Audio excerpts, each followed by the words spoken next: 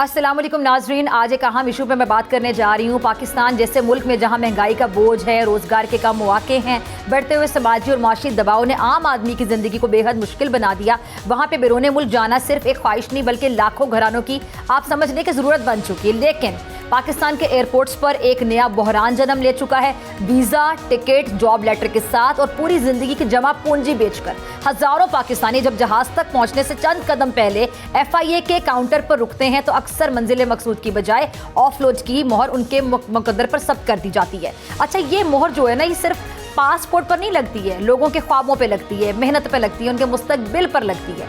एदाद शुमार क्या बताते हैं कि सिर्फ रवा माह लाहौर एयरपोर्ट से 2000 से ज़ायद पाकिस्तानी ऑफलोड किए जा चुके, जबकि पिछले 6 माह में ये तादाद 8000 तक जा पहुंची। इस मुल्क में हो रहा है जहां हर रोज़ 18 से 20 हज़ार लोग अंदरून और बैरून मुल्क सफ़र करते हैं और जहां पे माशी हालात ऐसे हैं कि पिछले 3 बरसों में तकरीबन 29 लाख अफराद मुल्क छोड़ चुके हैं।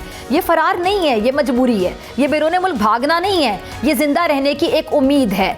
FIA का मौक़िफ़ ये है कि सिर्फ वो अफराद ऑफलोड हो रहे हैं जिनकी दस्तावेज़ात गलत हैं या मशकूक हैं या जो गैर कानूनी काम करने जा रहे हैं। अच्छा, सऊदीया में कुछ उम्रा ज़ायरीन के भिखारी बन जाने, जाली जो रोज़गार लेटर्स हैं वो, जाली वीज़ा कंपनीज़, इंसानी स्मगलिंग के ख़तरात का हवाला देकर बताया जाता है कि ये सब कुछ मुसाफिरों की हिफाजत और बेहतरी के लिए किया जा रहा है। लेकिन हकीकत क्या है जी? इस सरकारी बयान से कुछ ज़्यादा पेचीदा है।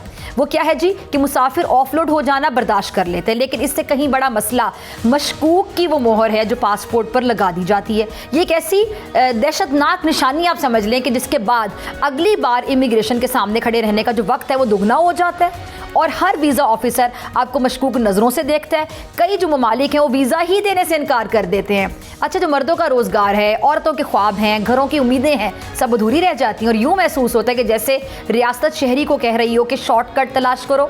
और यही वजह है कि लोग फिर एजेंट्स, वीज़ा माफिया और खुदा न खास्ता इंसानी स्मगलर्स के भी हत्थे चढ़ जाते हैं। अच्छा, पाकिस्तान के अवाम अपने ही मुल्क में लुटते रहते हैं। मुसाफिरों की चीखों पुकार बढ़ने के बाद फिर वज़ीर दाखिला मोहसिन नकवी साहब ने इस्लामाबाद एयरपोर्ट का दौरा किया। फिर उन्होंने हिदायत दी कि बिला वजह किसी को तंग ना किया जाए। लेकिन यहाँ पे सवाल ये पैदा होता है कि क्या एयरपोर्ट के अंदर मौजूद ताकत के इस पूरे निज़ाम में सिर्फ एक हिदायत काफ़ी होगी? क्या आम शहरी के साथ होने वाले ज़्यादतियों का कोई रिकॉर्ड बनता है? क्या ऑफलोड किए गए मुसाफिर के नुकसानात पूरे किए जाते हैं बाद में? Ticket, hotel reservation, visa fees, अक्सर लोगों की जो बेची हुई जायदाद है, क्या उनकी ज़िम्मेदारी कोई लेगा? ये वो लोग हैं जिनके तरसीलाते ज़र पर मुल्क की मईशत खड़ी है, जो हर साल अरबों डॉलर पाकिस्तान भेजकर पूरी कौम का चूल्हा जलाते हैं। क्या रास्ता सिर्फ मशकूक की मोहर लगाकर बरीजुमा हो जाएगी? अब ज़रूरी ये है कि ऑफलोड पॉलिसी को रिव्यू किया जाए। ऑफलोड किए गए मुसाफिरों के टिकट और जो दीगर अखराजात हैं उनको हुकूमत अदा करे ताकि गलत फैसलों की कीमत आम पाकिस्तानी ना चुकाए। जाली वीज़ा कंपनीज के खिलाफ बड़े पैमाने पर फिल फौर ऑपरेशन किया जाए ताकि असल मुजरिमान को पकड़ा जाए, गरीब मुसाफिर को नहीं। अच्छा, इसके अलावा जो ओवरसीज़ एम्प्लॉयमेंट सिस्टम है उनको डिजिटल और शफाफ बनाया जाए। FIA काउंटर पर जो तरबियत याफ्ता लोग हैं या कहने के मज़ीद महज़ब अमला, उसको तैनात किया जाए। मशकूक की जो मोहर है उसको फौरी तौर पे ख़त्म किया जाए। हर ऑफलोड की जो वीडियो रिकॉर्डिंग है और जो ऑडिट है वो लाजमी किया जाए।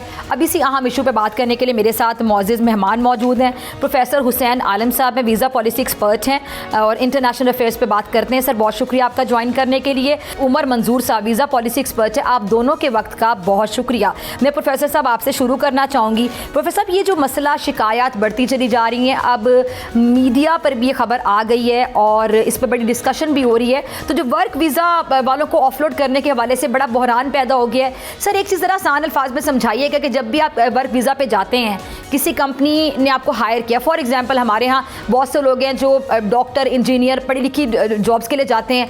कुछ ऐसे लोग हैं जो इतने तालीम याफ्ता नहीं होते, रोज़गार की तलाश में ज़्यादा पैसे कमाने के लिए बड़े बड़े ख्वाब लेके यहाँ से जाते हैं।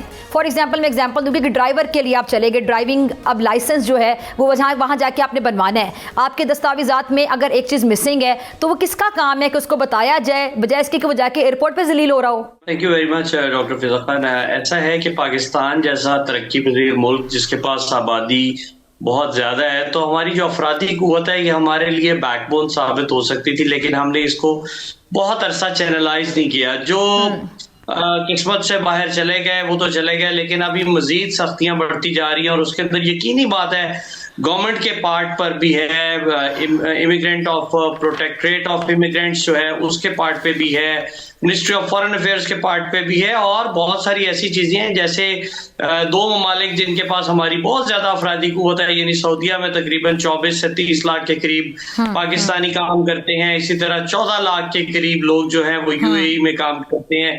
तो अभी ये जो प्रॉब्लम्स स्टार्ट हुई हैं उसके अंदर दोनों तरफ चीजें हैं। ठीक है, देखें वो मुल्क है सारे पेपर कंट्रीज, अगर आप अमेरिका से लेके शुरू हो जाएं और यूएई तक आ जाएं, सऊदीया तक आ जाएं, पेपर कंट्रीज हैं। अगर आपके कागजात पूरे नहीं है, आपकी गवर्नमेंट ने आपका कोई ना कोई रिकॉर्ड ऐसा नहीं रखा या इसको रेगुलेट नहीं किया, तो यकीनी बात है वो आपको घुसने नहीं देंगे। और जो वहां मौजूद है वहां पर भी प्रॉब्लम ये होती है कि पाकिस्तानी माजरत के साथ पाकिस्तानी वहां लड़ाई झगड़ों में इन्वॉल्व होते हैं, रूल्स की वायलेशन में इन्वॉल्व होते हैं, एचआर के मसाइल हैं, सैलरीज के मसाइल हैं, रिहाइश के मसाइल हैं, उन्होंने ट्रैफिक वायलेशंस कर दी हैं, तो वो मुल्क सख्त तरीन होते जा रहे हैं।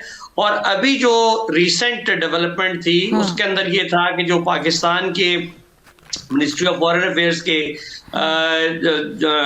जॉइंट सेक्रेटरी या मेरा ख्याल है जो सीनियर जॉइंट सेक्रेटरी हैं शायद सलमान चौधरी साहब, उन्होंने बयान दिया था सेनेट के अंदर कि जी पाकिस्तानियों को बड़ा नैरो स्केप मिला है यूएई और सऊदीया में, और ये बैन होने लगा था हमारे पाकिस्तानी पासपोर्ट।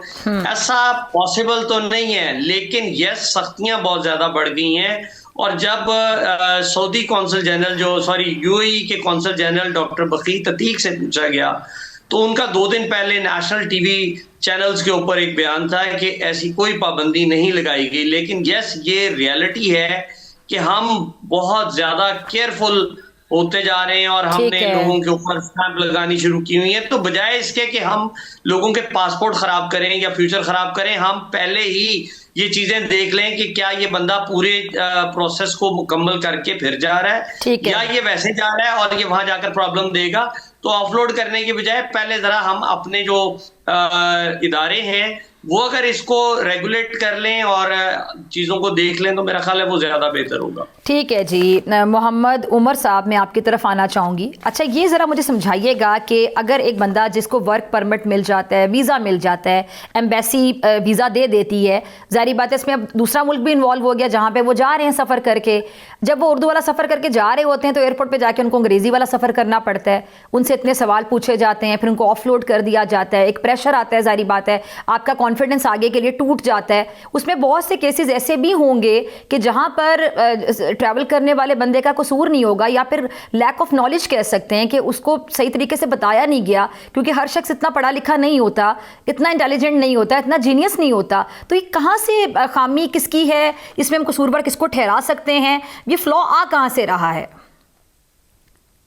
ये सबसे बड़ा फ्लॉ हमारे सिस्टम का है।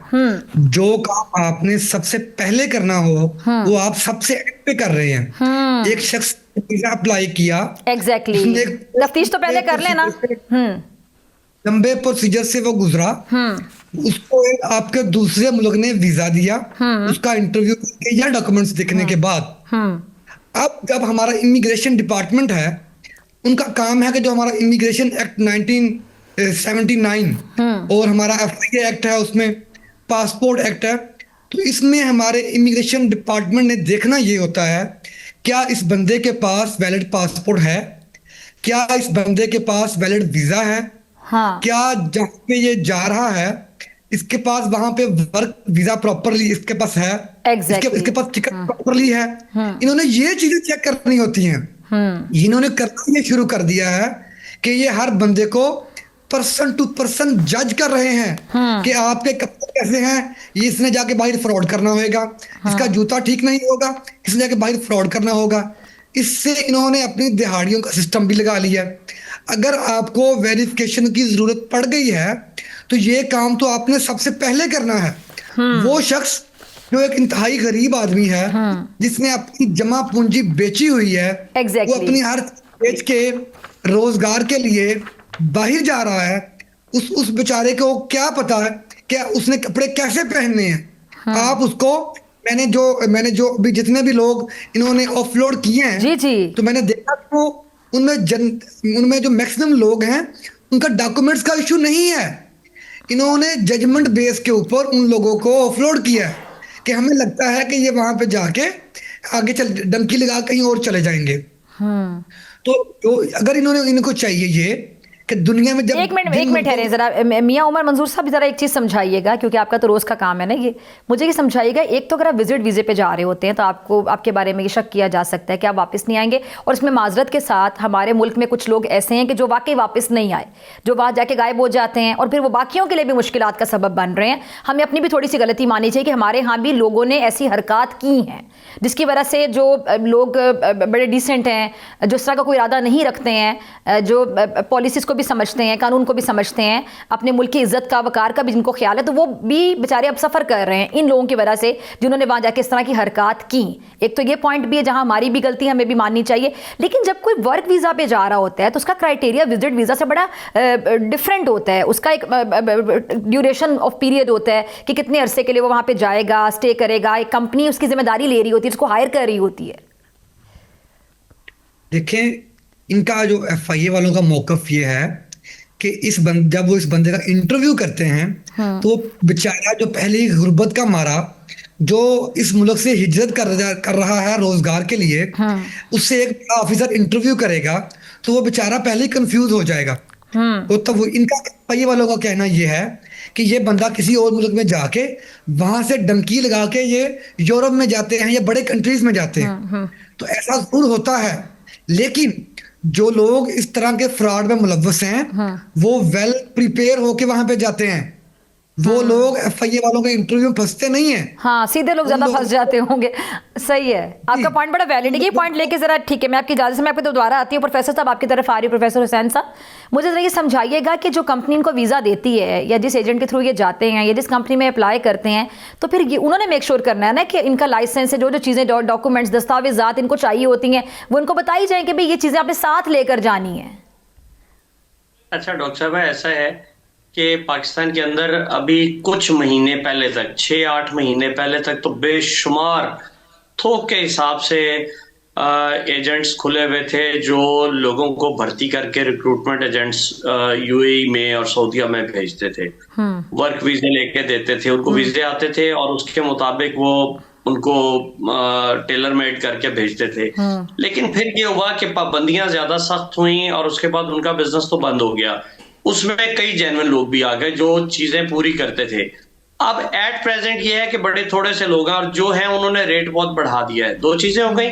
तीसरा ये है कि इसका एक बाकायदा कोई ऐसी अथॉरिटी बनाए जिसके अंदर इन चीजों को वैलिड देखा जाए कि क्या ये हमारे से सर्टिफाइड है। ये बड़ा आपने वैलिड पॉइंट उठाया। अच्छा, मैं आपकी तरफ आ रही हूँ। मियां उमर साहब, एक और चीज़ ज़रा समझाइएगा। जैसे UAE है, हम यहाँ के एग्जांपल ले लेते हैं, उसका विजिट वीज़ा लोगों का रिजेक्ट हो जाता है। काफ़ी अरसे से हमारे भी बहुत से दोस्त हैं, आपके भी जान पहचान वाले होंगे कि विजिट वीज़ा आपका रिजेक्ट हो जाता है।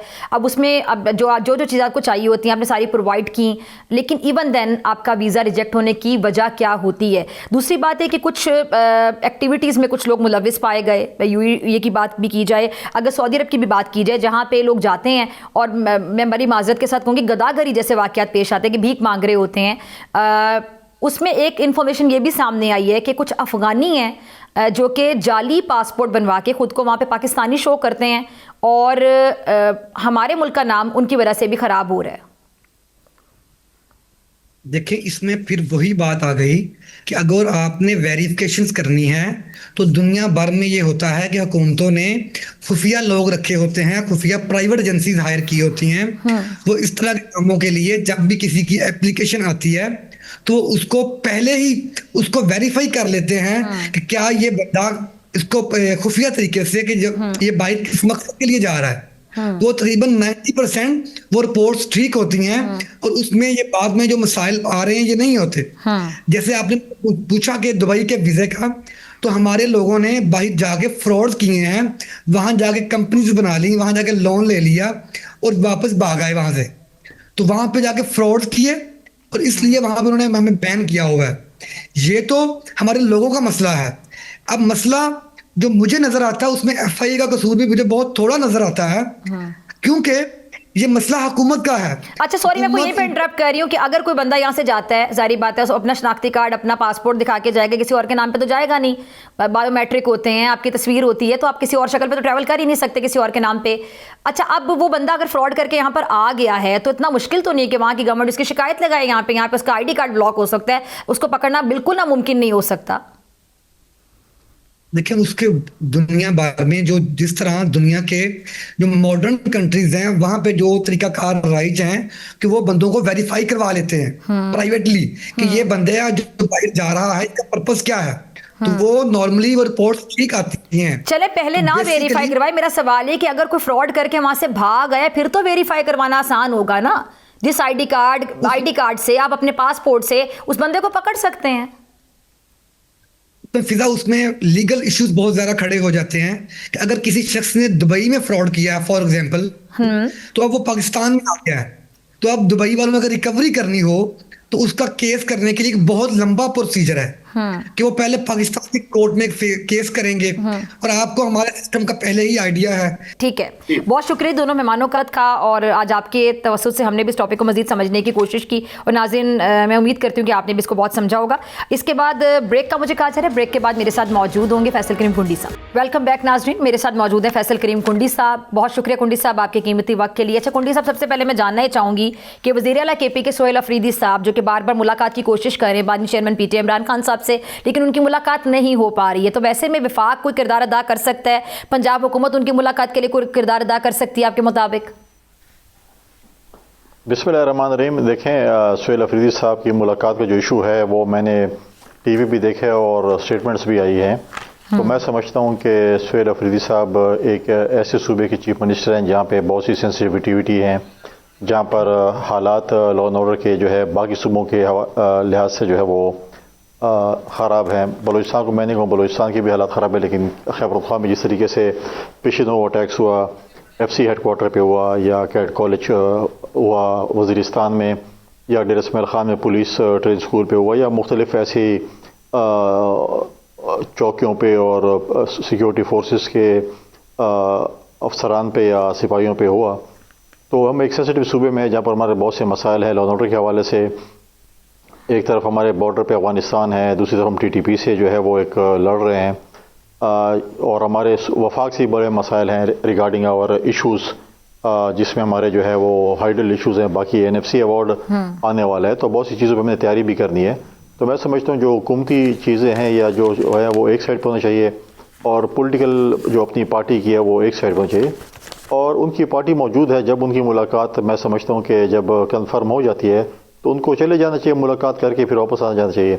जब तक उनकी मुलाकात का है, कोर्ट में भी गए हुए हैं और उन्हें जो भी है पंजाब हुकूमत के हवाले से है या वफाक के हवाले से, उसको अपने हुकूमती लेवल पे जो है उनको टेकअप करना चाहिए या टेकअप कर रहे हैं जो भी हैं। तो मैं समझता हूँ कि उस पर जो है हम अपने जो सूबे के जो है जो हमारे इश्यूज़ हैं उसको कम से कम हमें एड्रेस करना चाहिए, जो कि बड़ी अलार्मिंग सिचुएशन है उसमें। आपकी बात से मैं ये समझूं कि सूबे के जो इश्यूज़ हैं वो KPK के जो वज़ीर आला हैं सही तरीके से एड्रेस नहीं कर पा रहे हैं, इश्यूज़ निगलेक्ट हो रहे हैं क्योंकि उनका ज़्यादा फोकस मुलाकात पर है। नहीं, मैं कह रहा हूँ, देखें माजी में भी पॉलिटिकल लीडरशिप चाहे वो पाकिस्तान पीपल्स पार्टी की थी या PMLN की थी, वो भी रहे हैं, जेलों में रहे हैं, पार्टियाँ चली हैं। हमारी सीनियर क़यादत ने पाकिस्तान पीपल्स पार्टी कर देखें, हमारी सीनियर क़यादत ने पार्टी को आगे चलाया, पार्टी के सिस्टम को भी आगे चलाया, पार्टी के फैसले भी किए। तो डेफिनेटली उनकी पार्टी में भी सीनियर लीडरशिप मौजूद होगी, कमेटी मौजूद होगी, उनके पार्टी के जो है वो चेयरमैन भी मौजूद हैं, उनके पार्टी के बाकी सेक्रेटरी जनरल और बाकी अहदेदारी मौजूद हैं, सूबे के जो है अहदेदारी मौजूद है। तो मैं समझता हूँ पार्टी और हुकूमत इसी से चल सकती है। अगर मुलाकात नहीं होगी तो आप ये नहीं कह सकते कि जी हमारी हुकूमत नहीं चलेगी या चीज़ें होंगी। हम हुकूमतें तो चलती हैं, हुकूमत ने तो मैं समझता हूँ कि हर दिन कीमती है, उसको चलाना चाहिए आगे। ठीक है, हुकूमत को चलाना है, बिल्कुल आपने बजा फरमाया। अच्छा, लेकिन आप विफाक के नुमाइंदे हैं, आप गवर्नर हैं, तो आपका कोई किरदार हो सकता है मुलाकात करवाने में? मेरे CM साहब से इस पर कोई भी डिस्कशन नहीं हुई, ना उन्होंने मुझे इस बात पर कोई बात की है और न कोई ऐसी उन्होंने मुझे रिक्वेस्ट की है और न फिर ऐसी कोई चीज़ हुई है। तो अगर कोई चीज़ रिक्वेस्ट ना हो तो पराई शादी में अब्दुल्ला दीवाना वाला किरदार तो कोई अदा नहीं कर सकता ना। अच्छा, यानी आप लोगों से उन्होंने रिक्वेस्ट नहीं की, आप ये कह रहे रिक्वेस्ट की जाती है तो शायद आप किरदार अदा कर सकते थे? नहीं, मुझे ऐसी उन्होंने बात की नहीं है। मुझे ये भी पता नहीं है कि इशू उनका कहाँ पे फंसा हुआ है, अदालतों में फंसा हुआ है या उसमें है अडियाला की कोई इंतजामिया के साथ है या पंजाब हुकूमत के साथ है। सर अब गवर्नर है, अडियाला आपको तो पता होना पंजाब में आता है, चाहिए। तो मुझे इसका इशू नहीं है कि क्या इशू फंसा कहाँ पे हुआ है, क्यों, क्या वजूहत है। तो मुझे इस चीज़ का इशू पता ही नहीं है। तो फिर मतलब है कि इस चीज़ में मतलब मैंने इतना वो है कि क्या इसमें मैं क्या कर सकता हूँ, क्या नहीं कर सकता हूँ। और ना सीएम साहब ने कभी ऐसी बात की है, ना उनकी जमात ने ऐसी कोई बात की है। तो बात हुई नहीं है, तो फिर मैं खामा क्यों चलांगे बीच में लगाऊँ कि जी मैं। चलें, आपने कहा मुझे पता ही नहीं, आपने हैरान कर दिया हमें। अच्छा, बड़ा स्मार्ट वैसे जवाब था आपका। गवर्नर राज लगने के चांसेस हैं? अब सुनने में आता है गवर्नर राज लग सकता है। अब तो यहाँ तक की खबरें उड़ रही हैं कि शायद गवर्नर का नाम ही तब्दील हो जाए, फिर कोई और आ जाए। टीवी के जरिए सुनते रहते हैं, आपकी सोशल मीडिया के जरिए सुनते रहते हैं गवर्नर राज लग रहे हैं। अच्छा, बाकी तो मैं कोई संजीदा कोई ऐसी डिस्कशन नहीं हुई। ठीक है। देखिए, आइन में गवर्नर राज की जो है वो शिक मौजूद होती है जब उसकी ज़रूरत पड़ती है। लेकिन एज ए गवर्नर राज न मेरी पार्टी की लीडरशिप के साथ और न मेरे साथ कभी इस चीज़ पे कोई डिस्कशन हुई है कि हम गवर्नर राज लगाना चाहते हैं या गवर्नर राज के ऊपर मतलब है कि या सोच ही हो। ठीक है, अभी तक कोई ऐसी मेरे साथ कम से कम चीज़ें शेयर नहीं हुई, न मेरी पार्टी लीडरशिप के साथ शेयर हुई है।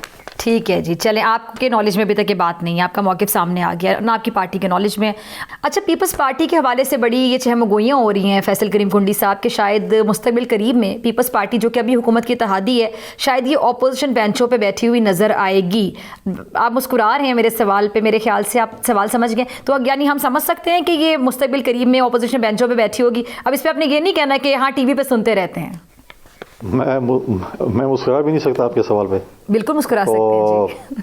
देखिए, ज़िमनी इलेक्शन हुआ है, उसमें कुछ हमारे पार्टी के एक दो सीटों पे या ऐसे कैंडिडेट्स पे मेरे तहफ़्फ़ुज़ात भी हैं और शायद वो इलेक्शन कमीशन में भी अपने सबूतों के साथ शायद जा रहे हैं।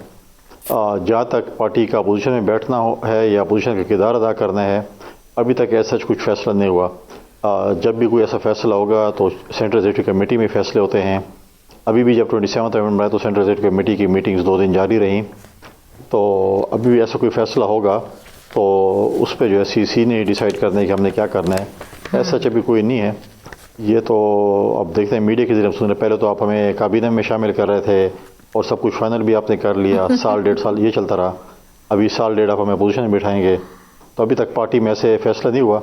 जो भी फैसला होगा इंशाल्लाह फिर आपको बताया जाएगा। ठीक है जी। चलें, आप बहुत कुछ टीवी से सुनते हैं, लेकिन टीवी को भी खबरें आप लोग ही देते हैं। आप लोगों के बयानात जो तुंदो तेज़ एक सिलसिला चल जाता है बयानात का, फिर वो तूल पकड़ जाता है, तो फिर जारी बात है मीडिया के लिए वो खबर होता है। अब जैसा कि अज़मा बुखारी साहब ने बड़ी तनकीद की है बिलावल साहब पर, वज़ीर-ए-आज़म बनाने के मामले पर, उस पर आप क्या कहेंगे? जो बयानात का सिलसिला एकदम से शुरू हो गया, क्योंकि आप हुकूमत के इत्तेहादी हैं तो सवालात तो उठेंगे। देखिए, हर जमात का जमहूरी हक है और वो है कि जिसके पास भी मेजॉरिटी होगी वज़ीर-ए-आज़म बनेंगे। ठीक है। आज अगर PMLN के पास मेजॉरिटी है तो उनके वज़ीर-ए-आज़म है, कल हमारे पास मेजॉरिटी होगी तो हमारा हक बनता है कि हम वज़ीर-ए-आज़म बनाएंगे। और हमारा क्यों हक नहीं बनेगा कि हम वज़ीर-ए-आज़म बनेंगे? तो मैं नहीं समझता कि पार्टी के जो सेकंड टियर लीडरशिप है वो इतने पार्टी के लिए फिर मसाइल बनाएं ताकि फिर जो है वो लीडरशिप उसमें इंटरफेयर करना पड़े। माजी में भी अगर आप देखें, सैलाब में मुख्तलिफ बड़े इशूज़ हुए, नहरों पे भी बड़े जो है लंबे चौड़े बयानात दिए गए। फिर हमेशा हमने कहा जब CCI की मीटिंग होगी इसमें फ़ैसला होगा, और CCI की मीटिंग वफाकी हुकूमत ने देर से बुलाई कि जहाँ पर एक तल्ख जो है वो बयानात भी है, डिबेट्स भी हुई, चीज़ें भी हुई, और 2 घंटे की CCI की मीटिंग में फ़ैसला हो गया कि नहर नहीं बन सकती। इसी तरीके से जब अभी सैलाब के इशूज़ आए, कोई ऐसी चीज़ नहीं थी। हमने ये कहा कि जी बेनज़ीर कम सपोर्ट प्रोग्राम के ज़रिए चीज़ें हों। अब मुझे नहीं पता कि किसी को बेनज़ीर कार्ड पसंद है या नहीं पसंद, लेकिन लोगों के दिलों में, गरीब ख़वातीन के दिलों में बेनज़ीर इस वक्त भी राज करती है। 1 करोड़ ख़वातीन के घर तक जो है वो बेनज़ीर के जो है वो वजीफ़ा पहुँचता है। उस गरीब खातून से पूछें जिसको जो पैसे मिलते हैं और अपना घर वो चला रही है। और आज भी बहुत से ऐसी ख़वातीन जिसका इंतज़ार है जो उनको जो है वो बेनज़ीर कार्ड की ज़रूरत है। लेकिन उस वक्त हमने कहा जब लीडरशिप आएगी, उस वक्त प्रेसिडेंट ज़रदारी साहब मुल्क से बाहर थे, बिलावल भुट्टो ज़रदारी साहब मुल्क से बाहर थे, प्राइम मिनिस्टर साहब मुल्क से बाहर थे। जब वापस आया तो चीज़ें फैसला हो गई। तो अब अगर हर पॉलिटिकल पार्टी, जो भी पॉलिटिकल पार्टी है, क्या उनकी ख्वाहिश नहीं है कि उनका लीडर वज़ीर-ए-आज़म बने या चीफ मिनिस्टर बने? क्यों नहीं हो सकती? हो सकती है। तो पीपल्स पार्टी अगर बनना चाहती है तो मैं नहीं समझता किसी को एतराज़ होना चाहिए। उनको तो ये कहना चाहिए कि देखें बिल्कुल अगर आपकी मेजॉरिटी होगी तो हम इसी तरह सपोर्ट करेंगे आपको। जिस तरह आप आज हमें सपोर्ट कर रहे हैं। ठीक है जी, यानी चले एक चीज़ तो समझ आई कि जिस तरह आपने सपोर्ट किया, आप इत्तेहादी बने और नून लीग का वज़ीर आज़म बना, तो आप भी कल को उनकी सपोर्ट से, नून लीग के सपोर्ट से अपना वज़ीर आज़म ला सकते हैं। अब एक सवाल ही पैदा होता है कुंडी साहब के मेजोरिटी की, चले आपने बात कर ली नून लीग के तहत से अगर आपका भी वज़ीर आज़म बन जाता है, पीपल्स पार्टी हुकूमत में आ जाती है, सेम ये फार्मूला जो अभी चल रहा है, लेकिन पंजाब में जो आपकी खोई हुई एक स्ट्रेंथ है, आपकी जो एक खोई हुई पावर है, वहाँ पर आप लोगों को कितनी एफर्ट करने की ज़रूरत है पंजाब में अपना खोया हुआ मुकाम वापस लाने के लिए? देखिए, पार्टियों में अप एंड डाउन आते रहते हैं। जब मियाँ साहबान मुल्क से बाहर थे तो उनकी पंजाब में कितने मेजॉरिटी थी, कितने मेंबर्स थे? तो बात तो ये है कि देखें, अप एंड डाउन तो आते रहते हैं। 97 में 2/3 मेजॉरिटी के साथ थे, उससे पहले क्या मेजॉरिटी थी? तो पार्टियों पे जो है अप एंड डाउन चलते रहते हैं। अब ये नहीं है कि बिल्कुल आप कहें कि जी हम आज अगर बैठे हैं, कल भी एक हुकूमत थी वो बहुत दावेदार थी कि जी हमने 10 साल के लिए हम आ गए हैं, हमें 10 साल कोई नहीं हटा सकता, और पाकिस्तान पीपल्स पार्टी के चेयरमैन ने ही वो किरदार अदा किया, एक जमहूरी तरीके से उनको उठाकर बाहर फेंका 3.5 साल बाद, तकरीबन 3.25 साल, 3.5 साल, 3.25 साल। तो देखें, ये तो जो है पॉलिटिक्स है, जिसकी मेजॉरिटी होगी वही चीफ मिनिस्टर बनेंगे, वही प्राइम मिनिस्टर बनेंगे। हमारी पूरी कोशिश होगी कि हम सिंपल मेजॉरिटी लें, और डेफिनेटली हम इत्तेहादी जमातों को पहले भी हमने साथ रहे, और जो तजर्बा पाकिस्तान पीपल्स पार्टी के पास है इत्तेहादी जमातों को चलाने का, शायद ही किसी के पास हो। आप देखें, हमारे जब 2008 से 13 तक हुकूमत थी, रोज़ाना में कहा जा रहा था कि जी आपकी हुकूमत ख़त्म हो रही है, आपके इत्तेहादी आपको छोड़ जा रहे हैं, लेकिन कभी भी इस किस्म के इश्यूज़ नहीं थे इत्तेहादी जमातों के दरमियान जो आज हैं। प्राइम मिनिस्टर साहब की कोशिश है कि उस चीज़ों को चलाएं, लेकिन डेफिनेटली कोई स्पॉयलर्स बीच में होते हैं जो नहीं चाहते कि ऐसी चीज़ें चलें और स्मूथली चलें, तो अब उनका अपना एक वो है। लेकिन हमारी कोशिश होगी कि चेयरमैन बिलावल भुट्टो ज़रदारी साहब जो है वो अपनी ही मेजॉरिटी के साथ वज़ीर आज़म इंशाल्लाह बने, और इंशाल्लाह बनेंगे। ठीक है जी। अच्छा, ये अज़मा बुखारी साहबा का मैंने जिक्र किया था पिछले सवाल में, तो शर्जील मेमन साहब ने उनको बड़ा आड़े हाथों लिया और उनको जवाब भी दिया। उन्होंने अज़मा बुखारी साहबा को ये कहा है कि जी जिस तरह आप लोग इक़्तिदार में आए हैं, बिलावल ऐसे नहीं आएंगे। क्या मतलब था उनका कहने का? और फिर ये तलखियाँ तो बहुत बढ़ती चली जा रही हैं। देखिए डॉक्टर साहब, आप सवाल कर रही, मैं जवाब दे रहा हूँ। अब देखें, फिर अगर वहाँ की इंफॉर्मेशन मिनिस्टर ने सवालात किए हैं और हमारे सिंध के इंफॉर्मेशन मिनिस्टर ने उनको जवाब दिए हैं, तो जवाब तो बता ना। अगर देखें, अगर वो इंफॉर्मेशन मिनिस्टर साहबा कुछ कह रही हैं और पीपल्स पार्टी उनको जवाब न दे, बोलेंगे देखें पीपल्स पार्टी इतनी खामोश हो गई है और अपने इत्तेहाद में इतनी जो है वो मगन है कि वो जवाब भी नहीं दे रहे, तो जवाब देना तो देखिए हर किसी का जमहूरी हक है। आप जिस किस्म का सवाल आप करेंगी, जिस इशू पे करेंगी, तो मैं उसी इशू पे जो है ना, अगर आप अमन अमान पे सवाल करेंगी और मैं स्पोर्ट्स का जवाब दूंगा तो वो तो नहीं हो सकता ना। तो लिहाजा उन्होंने एक प्रेस कॉन्फ्रेंस की, उसका जवाब शर्जील मेमन साहब ने दिया, और मैं समझता हूँ कि बड़े अच्छे तरीके से उन्होंने दिया, और समझ जाना चाहिए। अब उन जवाबात की तशरीह हर चैनल ने, हर एंकर ने खुद करना है। अब आप जिस तरीके से करना चाहें और किसी और एंकर ने किसी और तरीके से करना है, अब और किसी का अपना एक जमहूरी हक है जिस तरीके से उसकी तशरीह करें। अच्छा, 28वीं तरमीम के हवाले से मैं ज़रा जानना चाहूँगी कि इसके बारे में खबरें तो गर्दिश कर रही हूँ, एमकेएम तो यहाँ तक दावा करी कि ये होगी, मंजूर होगी, तरमीम आएगी, मंजूर होगी, लेकिन पीपल्स पार्टी का तो एक बड़ा एक स्टैंस है। क्या फिर आप अपने स्टैंस पे कायम रहेंगे? फिर वही बात कि अपोजिशन बेंचों पे बैठेंगे? फिर आप मुझे कह देंगे कि आपको बड़ी जल्दी है अपोजिशन बेंचों पे में बैठाने की, लेकिन सवाल ये पैदा होता है फिर पीपल्स पार्टी कहाँ स्टैंड करेगी? फिर खुलकर स्टैंड लेगी, क्या करेगी? क्योंकि एमकेएम का दावा आपके सामने, मुस्तफा कमाल साहब ने भी कुछ दिन पहले जो प्रेस कॉन्फ्रेंस की थी, बड़ा कैटेगोरिकली वो अपना मौक़िफ़ बयान कर रहे थे, वो बड़े कॉन्फिडेंट हैं। तो आप लोगों का फिर क्या स्टैंस होगा? आपको बहुत जल्दी है मैं अपोजिशन बेंचों में बैठाने का, लेकिन जब टाइम आएगा तो हम बैठेंगे, इतनी जल्दी नहीं बैठ रहे। लेकिन बात यह है कि हमें 28वीं तरमीम हमारी कोई 28वीं तरमीम जो आ रही है जी जी, वो हमारी कोई रेड लाइन नहीं है। 28वीं तरमीम जब हमारे साथ शेयर होगी, उसके बाद पाकिस्तान पीपल्स पार्टी की सीसी की मीटिंग होगी, उसके ऊपर डिस्कशन होगी, उसके बाद पार्टी फैसला करेगी। 27वीं तरमीम जब आई थी, पार्टी के चेयरमैन बिलावल भुट्टो ज़रदारी साहब ने सीसी की मीटिंग बुलाई, उस पर बिलावल साहब ने और प्रेसिडेंट ज़रदारी साहब ने उनको चेयर की, और 2 दिन तक हर मेंबर से उन्होंने उनका इनपुट लिया। उसमें हमने कुछ चीज़ों को यस किया, कुछ चीज़ों को हमने अमेंडमेंट की, और कुछ पॉइंट्स को हमने ड्रॉप करवाया, और वो मन वैसे आया और तकरीबन वो चीज़ हुई। अब 28वीं तरमीम जब पॉइंट शेयर होंगे, अब उसमें मुख्तलिफ इशूज़ हैं। आप कह रही हैं कि सूबों के हवाले से है, 18th अमेंडमेंट के हवाले से है, बाकी हवालों से है। तो जब वो चीज़ें आएंगी उसको हम डिस्कस करेंगे, जो चीज़ें हमें सूट करेंगी या जो अमेंडमेंट होगी हम डेफिनेटली हम हुकूमत के साथ शेयर करेंगे। और लेकिन आप हुकूमत के पास डेफिनेटली इस ज़िमनी इलेक्शन के बाद सिंपल मेजॉरिटी आ गई है, लेकिन 2/3 मेजॉरिटी तो नहीं आई है। तो मैं नहीं समझता कि बाकी जमातों के साथ मिलकर ये अमेंडमेंट पास हो सकती है। पीपल्स पार्टी जो है वो लाजिम मलजूम है उस अमेंडमेंट के लिए। लिहाजा हम कोई गलत तनकीद नहीं करेंगे, हम तनकीद पर इस्लाह भी करेंगे और जो भी अमेंडमेंट्स होंगी हम हुकूमत के साथ मशावरत करके उसके अमेंडमेंट्स भी करेंगे और हम चाहेंगे कि अच्छी चीज़ें हों, न कि गलत चीज़ें हों। ठीक है फैसल करीम कुंडी साहब, आपके वक्त का बहुत शुक्रिया। नाज़रीन आपसे मुलाकात होगी ब्रेक के बाद। वेलकम बैक नाज़रीन। एक निहायत संगीन और दिल दहला देने वाली रिपोर्ट सामने आई कि पंजाब में साल 2025 के पहले 6 माह के दौरान बच्चों पर तशद्दुद, इस्तेहसाल और जराइम के 4150 से ज़ायद वाक़यात रिपोर्ट हुए। ये दादोशुमार किसी आम इदारे के नहीं बल्कि sustainable social development organization SSDO के जारी करदा हैं, जो पंजाब पुलिस के ऑफिशियल डाटा पर मबनी है। रिपोर्ट बताती है कि सिर्फ पंजाब में रोजाना 23 बच्चे तशद्दुद और इस्तेहसाल का शिकार हो रहे हैं और सबसे तशवीशनाक पहलू, हज़ारों मुकदमात के बावजूद सिर्फ 12 सजाएं, जिनसे इस्तेहसाल के 717 वाक़यात, भीख मंगवाने के 2600 से ज़ायद केसेस, चाइल्ड ट्रैफिकिंग के 332 मुकदमात, चाइल्ड लेबर के 182 केसेस, मगर सजाओं का ग्राफ तकरीबन 0 के बराबर। लाहौर, गुजरांवाला, फैसलाबाद, रावलपिंडी और सियालकोट रिपोर्ट के मुताबिक ये शहर बच्चों पर तशद्दुद के हॉट स्पॉट्स बन चुके हैं। जिनसी ज्यादती हो, भीख माफिया का शिकंजा हो या फिर चाइल्ड ट्रैफिकिंग, लाहौर सबसे ज्यादा मुतासिर शहर के तौर पर सामने आता है। सबसे अफसोसनाक पहलू इस बात का यह है कि 3791 जो मुकदमात हैं वो आज भी अदालतों में ज़ेरे समात पड़े हुए हैं, जबकि चाइल्ड मैरिज जैसे हसास जुर्म के सिर्फ 12 केसेस रिपोर्ट हुए। यानी समाजी दबाव और खामोशी आज भी सच को दबाए हुए हैं। अच्छा, SSDO ने अपनी रिपोर्ट में ये बात बड़े वाजे की कि पंजाब का पूरा चाइल्ड प्रोटेक्शन सिस्टम तफ्तीश से लेकर ट्रायल तक संगीन खामियों से भरा हुआ है। ना तफ्तीश मजबूत होती है, ना ट्रायल तेज़ होते हैं और ना सज़ाएँ मौसर होती हैं। अब ऐसे में सवाल ये पैदा होता है कि आखिर हज़ारों बच्चों के साथ होने वाला जो जुल्म है, अदालतों तक पहुँच कर भी क्यों इंसाफ नहीं बन पाता? अदालतों तक जाता है लेकिन इंसाफ नहीं मिल पाता। तफ्तीशी इदारे कहीं कमज़ोर हैं, अदालतें क्यों सजाएं नहीं दे पा रही हैं?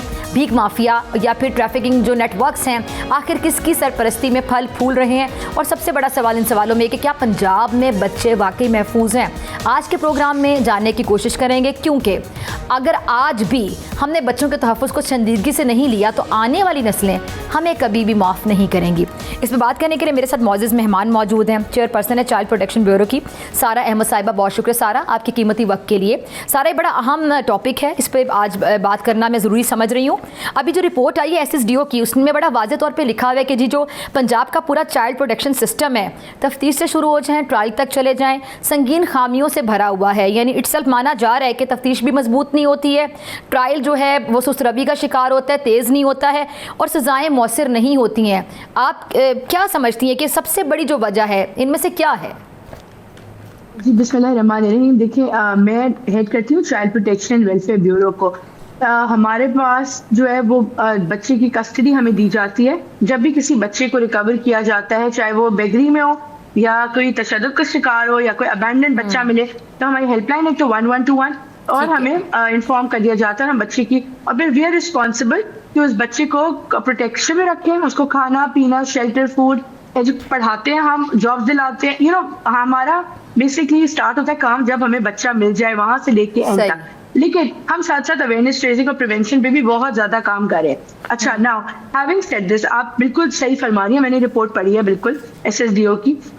एंड अब देखिए, on one hand of course child abuse होना और ये रिपोर्ट होना, ये काफी बड़ी फिगर होना, ये अच्छी बात नहीं है, ठीक है।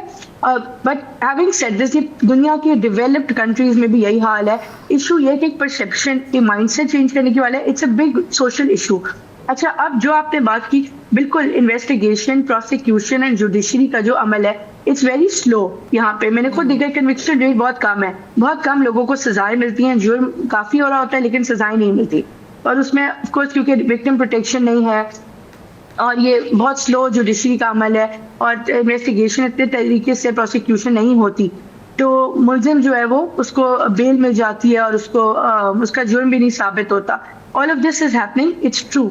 नाउ अब इसमें क्या करनी, लेकिन ये कहना कि पंजाब में चाइल्ड प्रोटेक्शन सिस्टम ही नहीं है, मतलब I don't agree with this, because Punjab वाहिद सूबा है जहाँ पे ये ब्यूरो बहुत एक्टिवली काम कर रहा है। मैं बात को इंटरप्ट कर रही हूँ। देखिए, सिस्टम ना होना तो बात नहीं है, सिस्टम तो है ऑफ कोर्स, इदारा भी है, जिससे आप चाइल्ड प्रोटेक्शन जो वेलफेयर ब्यूरो उसको हेड करती हैं, लेकिन आप इस बात से खुद अग्री करेंगे जो SSDO की रिपोर्ट है, आप कह रही हैं कि बड़ी वाज़ेह क्लियर है कि रिपोर्ट आप अग्री करती हैं कि उसमें फैक्ट्स बयान किए गए हैं। एक होता है कि एक प्रोटेक्शन ब्यूरो का होना और फिर उसका कारामद होना, और उसमें अगर कोई खामियां हैं किसी भी लेवल पे, अगर उनको एड्रेस किया जाए तभी हम सॉल्यूशंस की तरफ जा सकते हैं। नहीं, ब्यूरो के तो ताल्लुक ही नहीं है। मैं आपको तो अपना आप लोग इसको हाईलाइट कर सकते हैं ना, देखिए हाईलाइट कर सकते हैं। हम इसकी अवेयरनेस रेजिंग पे काम कर सकते हैं। That's my point. मतलब हाँ, we doing a lot of work on prevention, लेकिन ऑफ कोर्स पुलिस और प्रोसिक्यूशन इन्वेस्टिगेशन का ब्यूरो से कोई ताल्लुक नहीं है। इसके अलावा मैं बताऊंगी कि एक पॉजिटिव चीज जो इससे निकलती है वो ये है कि पहले केसेस रिपोर्ट नहीं होते थे पंजाब में। पहले पंजाब में आपको पता है कि लोग ऑनर शेम के लिए क्रेडिबिलिटी नहीं थी पुलिस के ऊपर, सिस्टम के ऊपर, लेकिन अब लोग केसेस रिपोर्ट कर रहे हैं। ये जो इतनी बड़ी फिगर आई है ना, ये एक्चुअली मैं आई टेक इट पॉजिटिवली, क्योंकि अब लोग का क्रेडिबिलिटी बिल्ड हो गई है। लोग एटलीस्ट आके बता तो रहे हैं ना केसेस, ताकि हम इंटरवीन कर सके, ताकि कोई भी गवर्नमेंट वाला इदारा जो है मुतल्लिका वो कोई एक्शन ले सके। पहले तो ऑनर एंड शेम और खामोश रहते थे लोग, केसेस रिपोर्ट नहीं होते थे। I take that positively also. जितने ज्यादा केसेस रिपोर्ट होते हैं हम इससे कुछ कर फिर अच्छी बात होगी। अच्छा, इसी बात का मैं जरा फायदा उठाते हुए आपकी मौजूदगी का मैं आपसे जरा एक और चीज जानना चाहूंगी। जो चाइल्ड मैरिज जैसा हसास जुर्म है, इसके सिर्फ 12 केसेस रिपोर्ट हुए हैं और सजा शायद एक में भी नहीं हुई है। आपको क्या लगता है ये समाजी एक सोशल फैक्टर है, लोग डर जाते हैं, घबरा जाते हैं, इर्द गिर्द का जो माहौल हमारा ऐसा है उसके दबाव में आ जाते हैं, समाजी जबर का मैं अगर लफ्ज़ इस्तेमाल करूं, और फिर ये जो खामोश हो जाते हैं? बिल्कुल, देखिए चाइल्ड मैरिज का जो इशू है ना वो क्योंकि ये बच्ची की शादी करवा रहे होते हैं ज्यादातर, ठीक है, तो उसमें तो पेरेंट्स 100% इन्वॉल्व होते हैं और उनका इतना इन्फ्लुएंस होता है कि वो बच्ची कहीं पे कंप्लेन कर ही नहीं सकती। वो तो घर से भी नहीं निकलने देते, तो वो कंप्लेन कैसे करेगी या वो केस रिपोर्ट कैसे होगा? तो ये बहुत बड़ा एक इशू है एंड ये फिगर बहुत छोटी है। आई एम श्योर बहुत ज्यादा चाइल्ड मैरिज के केसेस पंजाब में, सिंध में, हर जगह होते हैं पाकिस्तान में, और लेकिन रिपोर्ट नहीं होते क्योंकि बच्चे उनको एक्सेस ही नहीं होती ना, वो रिपोर्ट कैसे करेंगे? क्योंकि पेरेंट्स की रजामंदी से सारी बात है, शादी होती है। एग्जैक्टली, पेरेंट्स की रजामंदी से हो रहा है ये सब कुछ, तो उनका माइंडसेट चेंज करने की जरूरत है, पेरेंट्स को समझाने की जरूरत है। अच्छा, ऐसा भी सारा अक्सर आपने देखा होगा, आपकी नजरों से तो रोज ऐसे मामला गुजरते होंगे कि अक्सर ये होता है कि माँ बच्ची को बचाने की बड़ी कोशिश कर रही होती है, लेकिन वालिद जबरदस्ती शादी कर देता है। बिल्कुल, ये भी होता है, दैट्स ट्रू। आपको पता है हम अपने प्रिवेंशन कैंपेन में चाइल्ड मैरिज के ऊपर भी मतलब हम काफी एडवोकेसी कर रहे हैं, छोटे छोटे शहरों में भी जाके, पंजाब के, not just bigger cities, but हम जाके पेरेंट्स को टारगेट करते हैं और समझाने के लिए, टीचर्स को टारगेट करते हैं, बताने के लिए कि इसके हार्मफुल, इसके बाद में जाके क्या नेगेटिव असरात हैं बच्ची की जिंदगी पे स्पेशली। ठीक है जी। अच्छा, ज़रा आगे चलते हैं। ये मैं ज़रा एक बड़े अहम इशू को यहाँ हाईलाइट करना चाहूँगी, जो भीख माफिया है या चाइल्ड ट्रैफिकिंग नेटवर्क है। अक्सर लोग ये तासुर है, मतलब आम घरों में बैठे बंदों से भी बात कर लें, हाउस वाइफ्स हैं, वो अक्सर कह रही होती हैं कि जी ये तो सपोर्ट से चल रहे होते हैं। फॉर एग्जाम्पल, अगर आप किसी एक सिग्नल से गुजरते हैं तो आपको एक पूरा कुंबा वहाँ पर नज़र आएगा। यानी मैं अक्सर बच्चों को वहाँ पे उनसे बात करती हूँ इन्फॉर्मेशन लेने के लिए, एक एज अ जर्नलिस्ट, तो मैं देखती हूँ कि छोटे छोटे बच्चे, मैं कहती हूँ कि पेरेंट्स किधर हैं, तो अक्सर कहते हैं कि वो सामने जो स्टॉप पे खड़ा हुआ मेरा दादा है, वो मेरी दादी है, पूरा वो खानदान निकला होता है भीख मांगने के लिए। और जारी बात है 6 या 7 साल का बच्चा, आप भी सवाल अक्सर पूछती होंगी, आप गाड़ी जब रोकती होंगी, कि ये बच्चा कैसे यहाँ तक पहुंचा, इसको कौन छोड़ कर गया है। दूसरी मैंने एक चीज़ देखी है, तो चाइल्ड हम प्रोटेक्शन के हवाले से बात कर रहे हैं सारा, कुछ बुजुर्ग लोग बैठे होते हैं व्हील चेयर पे, कौन उनको छोड़कर जाता है वहाँ पे भीख मांगने के लिए, और फिर शाम को उनको ले जाते हैं, जितने पैसे वो इकट्ठे करते हैं। तो ये जो बच्चों को वहाँ पे छोड़ा जाता है, पूरे पूरे खानदान वहाँ पर होते हैं। एक आम तासुर ये है, आप मेरी इस्लाह भी कर दीजिएगा, कि बाकायदा वो पैसे देते हैं। अब किसे पैसे देते हैं ये आप मजीद वजाहत कर सकती हैं, कि वहाँ स्टॉप होता है उनका, और अगर एक स्टॉप पे कोई दूसरा खानदान आके खड़ा हो जाए, इनकी लड़ाई हो जाती है। कुछ केसेस ऐसे होते हैं जो जेन्युइनली पॉवर्टी का शिकार है, गुर्बत का शिकार है, बेरोजगारी का है, और फिर वो मांगते हैं भी। लेकिन एक ऐसा चंक है जिससे इसको एक नेटवर्क बना लिया, बिजनेस नेटवर्क अपना जो है वो पेशा बनाया हुआ है, और वो इसको उस तरह लेके चल रहे हैं। और अपने बच्चे वो, अच्छा मैंने तो ऐसे भी फैमिलीज को इंटरव्यू किया है और मिली हो जाके, जहाँ पे बच्चे वो 6-7 बच्चे पैदा करते हैं, और वो उनको भीख पे, आधों को भीख पे लगाते हैं, आधों को घरों में मुलाजमत पे लगाते हैं, और उससे उनका घर चलता है, यू नो, तो they are exploiting their own children for their income. और वो अच्छा खासा कमा भी रहे होते हैं, इनकी जो मंथली इनकम है कहते हैं लाखों में बन रही होती है। हाँ जी, हम बच्चे रिकवर करते हैं तो कोर्ट में हम फौरन, because we have our own child protection court, हम वहाँ पे बच्चे प्रोड्यूस करते हैं, उधर एक दिन में जो बच्चे को करते हैं रिकवर, उसके पास से कोई 1,500 से 2,000 रुपए जो है वो अब देखिए ना, अगर 2,000 के एवरेज निकालें तो एक महीने का 60,000 तो आराम से कमा लेते हैं ये। एग्जैक्टली तो इससे पता है आपको इसका हल सबसे आसान क्या है? मैं सब शहरियों को, मुआशरे को एक पैगाम देना चाहती हूँ, हमेशा कहती हूँ, मैं काफी इस पे बात करती हूँ कि प्लीज बच्चों पे तरस खा के सिंपैथी के तौर पे उनको भीख ना दें। Exactly, अगर आपने अगर आपने ताकि उनको मोटिवेट ना किया जाए, उनको पता चले इस तरह के बिहेवियर से कि हमें डिमोटिवेट किया जा रहा है। जी, आप पता है अगर उनको हेल्प करनी है, उनको ब्यूरो में लाके एडमिशन करा दें। मैं खुद गई हूँ, मैं खुद यहाँ पे ये पुल है लाहौर में, उसके नीचे वहाँ पे बिल्कुल नंगे बच्चे फेरे होते हैं, उनकी फैमिली भी वहीं रह रही है। मैं उनको जाके कन्विंस किया कि आप ब्यूरो में एडमिशन करा दें, we will take care of everything. उनको जॉब्स तक हम दिलाते हैं बाद में जाके, तो उनका लेकिन उनको समझ नहीं आती। किस तरह की जॉब्स, एक मिनट, सारा जॉब्स किस तरह की दिलवाते हैं? अगर छोटे बच्चे हो एज में तो वो क्या जॉब कर सकते हैं? वो भी चाइल्ड लेबर में नहीं आ जाता फिर? नहीं बड़े ओके, जब बच्चा 18 से अब 18 साल से बड़े बच्चे को, ठीक है, मैंने कहा शायद आप उसे छोटे बच्चे की बात नहीं 18 साल तक तो हम रखते हैं ना बच्चे, हम पढ़ाते हैं, हम सब कर रहे हैं, know like it's a very good facility. तो बट वो पेरेंट्स को उनकी बात समझ नहीं आती। वो कहते हैं कि हमें तो इसके बदले में जो पैसे मिलते हैं मंथली वो कौन देगा। सी अब that's where we don't have an answer कि उसने तो एक पेशा बनाया हुआ है। अब इसको काउंटर करने का एक ही तरीका है कि हम उनको पैसे देना बंद कर दें बच्चों को, और इससे उनका वो फेल हो जाएगा, उनका जो मॉडल वो चला रहे हैं। ठीक है, बिल्कुल सही कह रही है, ताकि उनको मोटिवेशन ना मिले। आप बल्कि उनको बताएं, अगर आपको 4 जुमले बोल सकते हैं सदका जारिया समझ के, उनको आप बताएं कि गलत काम है या आप सही नहीं कर रहे हैं, आप करेक्ट है, आप काम करें, आप जाके पढ़ें। अच्छा, जी आपको पता है ये बच्चे वल्नरेबल हैं। जो बच्चे सड़क पे भीख मांग रहा है उसके साथ अब्यूज हो सकता है, उसको चाइल्ड ऑनलाइन सेक्सुअल अब्यूज। अच्छा सारा आप अग्री करेंगे, मेरा जाती तजर्बा ये रहा है कि इन बच्चों से अगर आप बात करें ना, कभी 6, 7, 8 साल के बच्चे की मासूमियत होती है, वो अपनी उम्र से 10 साल बड़ी बातें कर रहे होते हैं। अगर आप उनको कभी कहें कि ये आप सही नहीं कर रहे हो बेटा, तो उनके पास बड़े जवाब होते हैं। उन बच्चों की इनोसेंस, उनकी मासूमियत के साथ खेला जा रहा है। एब्सोल्युटली। अच्छा, एक बहुत बड़ा इमर्जिंग ट्रेंड मैं उस पर बात करना चाहूंगी। मैं अभी भी एक सेमिनार से आ रही हूँ, एक स्कूल में ऑनलाइन चाइल्ड अब्यूज आजकल बहुत ज्यादा, इवन गरीब फैमिलीज में, मतलब क्योंकि मोबाइल सबके पास है वो, और ये डेटा पैकेजेस जो होते हैं इतने कम पैसों में, सबके बच्चों के पास भी मोबाइल है, आईपैड है। तो उससे क्या हो रहा है कि बच्चों को पोर्नोग्राफी और बच्चों के साथ सेक्सुअल अब्यूज और उनकी फिल्म डार्क वेब पे जाना, this is very common these days. That's why I want to talk about it. And ये जो गेम्स है रोब्लॉक्स और ये डिफरेंट बच्चों के गेम्स, पबजी, इसमें भी बच्चों की ग्रूमिंग हो रही है, सेक्सटॉर्शन के लिए यूज हो रहा है। All of that is. सारा, आप जरा मुझे ये भी बताइएगा कि अक्सर कुछ खवातीन ने छोटे छोटे बच्चों को उठाया होता है, नौमुलूद बच्चों को गोद में उठाया होता है, तो मैं अक्सर हैरान होती हूँ कैसी माँ है ये जो धूप में या बारिश में इस तरह इस बच्चे को लेके खड़ी हुई है। गर्मी में भी अक्सर आप देखते होंगे, तो एक सवाल फिर जहन में आता है कि क्या वाकई इसकी सगी माँ है ये जो इसको लेके इस तरह खड़ी हुई है, 2 महीने के बच्चे को, 3 महीने के बच्चे को। तो एक कुछ ये तासुर भी आता है कि शायद बच्चे भी रेंट पे मिल जाते हैं सिंपैथी लेने के लिए।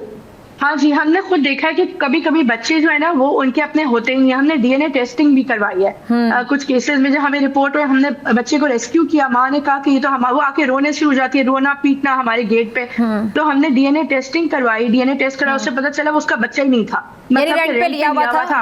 ऑफ कोर्स रेंट पे लिया हुआ था। अच्छा, फिर अपने बायोलॉजिकल पेरेंट्स अपने बच्चों को बेचते भी हैं। हमने एक चैनल के साथ मिलकर, आपको पता है, रिसेंटली रेस्क्यू किया 2 बच्चे जिनको 24 लाख रुपए में बेचा जा रहा था। 12 लाख उनके पेरेंट्स को दिए जा रहे थे, बाकी के 12 लाख हैंडलर रख रहा था और वो बेच रहे थे। उनको हमने रिकवर किया, अभी हमारे नर्सरी में मौजूद है वो बच्चे, और उनकी हम अडॉप्शन करवाएंगे इंशाल्लाह। ठीक है जी। चलिए सारा, आखिरी 30 सेकंड है, आप इस प्लेटफॉर्म से गवर्नमेंट को क्या रिक्वेस्ट करना चाहेंगी? गवर्नमेंट इस पे आपको मजीद कितना सपोर्ट कर सकती है?